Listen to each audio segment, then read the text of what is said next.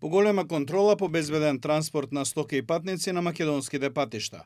18 модерно опремени возила ќе патролираат на автопатите и ќе прават контрола на камиони кои превезуваат меѓу другото и опасни материи. Дополнително ќе вршат техничка проверка на автобуси и комбиња кои вршат превоз на патници. Донацијата од Европската унија во износ од 700.000 евра помага во исполнување на делот од Европската агенда за воведување на така наречени интелигентни транспортни системи. Ние во соработка со Министерството за внатрешни работи и Министерството за локална самоуправа, а во координација со Европската делегација и Европската унија, веќе изменуваме 5 закони кои што ќе треба да значат воведување на интелигентни транспортни системи. Оваа донација од Европската унија е по идеја на Министерството за транспорт со која ќе се овозможи подобра проверка на патиштата за побезбеден транспорт, но исто така и во согласност со европските стандарди за безбедноста на патиштата.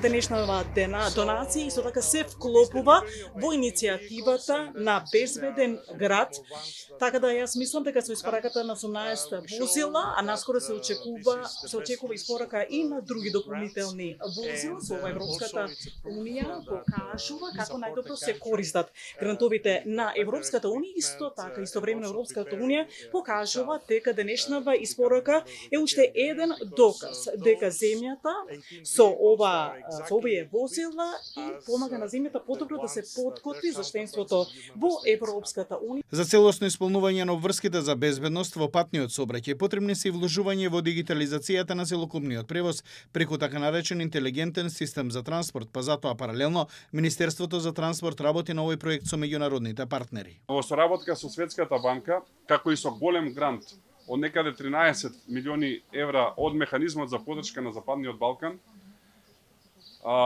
веќе работиме кон инсталација на паметни, односно интелигентни транспортни системи на коридорот 10, при крај ние постапката со Светска банка и со Европската унија, а во следниот период ќе работиме и на коридорот 8.